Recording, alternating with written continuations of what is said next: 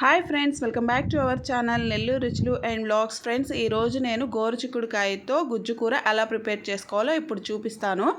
మనము ఎప్పుడు గోరుచిక్కుడుకాయలతోటి తాలింపు కూర అలాగా ఫ్రై లాగా చేసుకుంటుంటాం కదా, అలా కాకుండా వెరైటీగా ఈసారి గోరుచిక్కుడుకాయతో గ్రేవీ కర్రీ చేసుకోండి. చాలా చాలా టేస్టీగా ఉంటుంది.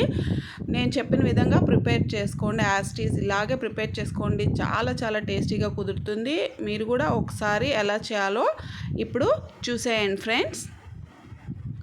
ముందుగా మనము కొంచెం చిన్న అల్లం ముక్క, ఈ సైజు అల్లం ముక్క, అలాగే ఒక 6 వెల్లుల్లి రెబ్బలు, హాఫ్ స్పూన్ జీలకర్ర, కొంచెం కొబ్బరి చిన్న ముక్కలుగా చేసుకోవాలి. అలాగే హాఫ్ స్పూను ధనియాలు, ఇవన్నీ కొంచెం వాటర్ వేసుకొని మెత్తగా మిక్సీలో పేస్ట్ చేసుకోవాలి. ఇప్పుడు మనము కుక్కరు పాన్ హీట్ ఎక్కిన తర్వాత ఒక చిన్న గరిటెడు ఆయిల్ వేసి, ఆయిల్ హీట్ ఎక్కిన తర్వాత హాఫ్ స్పూను ఆవాలు, హాఫ్ స్పూను జీలకర్ర వేసి చిటపటమన్న తర్వాత కొంచెం కరివేపాకు వేసుకోవాలి. అది ఫ్రై అయిన తర్వాత ఒక పెద్ద సైజు ఆనియన్ పీసెస్గా కట్ చేసుకొని వేసుకోవాలి. చిన్న చిన్న ముక్కలుగా తరగాలి పెద్ద సైజు ఆనియన్ని.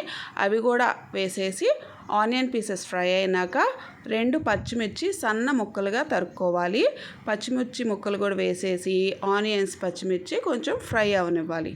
అవి ఫ్రై అయిన తర్వాత ఒక పెద్ద సైజు టొమాటో చిన్న చిన్న ముక్కలుగా తరిగి టొమాటో ముక్కలు కూడా వేసేసి అవి బాగా మెత్తగా అయిన తర్వాత ఇందాక మనం మిక్సీ పట్టుకున్న మసాలా పేస్ట్ని వేసుకోవాలి.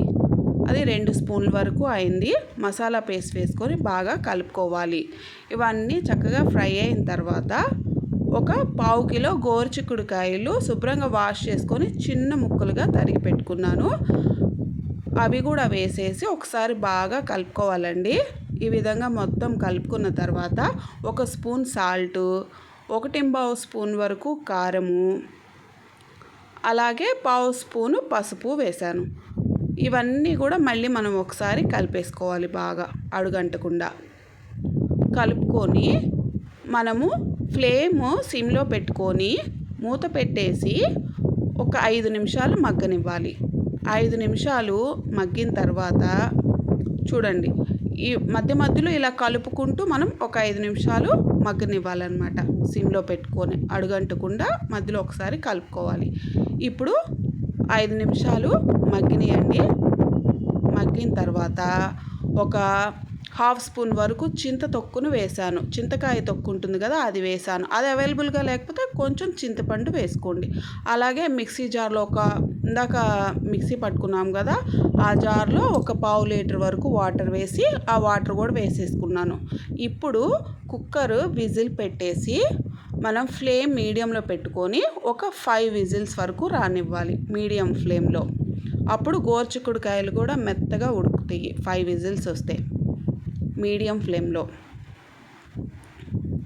5 విజిల్స్ వచ్చినాక విజిల్ అంతా పోయిన తర్వాత ఇప్పుడు మూత తీసి చూసుకుంటే చూసారా ఎంత బాగా ఉడికిందో, దగ్గరగా వచ్చేసింది. ఇప్పుడు మనం ఫైనల్గా ఒక 1/2 స్పూన్ గరం మసాలా పౌడర్ వేసుకోవాలి. అదేవిధంగా కొంచెం బాగా సన్నగా తరిగి పెట్టుకున్న కొత్తిమీర కూడా వేసేసుకొని బాగా ఒకసారి మళ్ళీ కలుపుకొని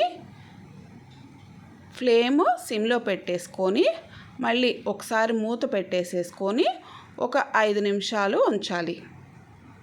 గరం మసాలా కొత్తిమీర వేసిన తర్వాత ఇలా మూత పెట్టుకొని 5 నిమిషాలు సిమ్లో ఉడకనివ్వాలి. అంతేనండి, చాలా చాలా టేస్టీగా ఉంటుంది. ఒకసారి మీరు కూడా ప్రిపేర్ చేసుకోండి. ఇలాగే ప్రిపేర్ చేసుకోండి.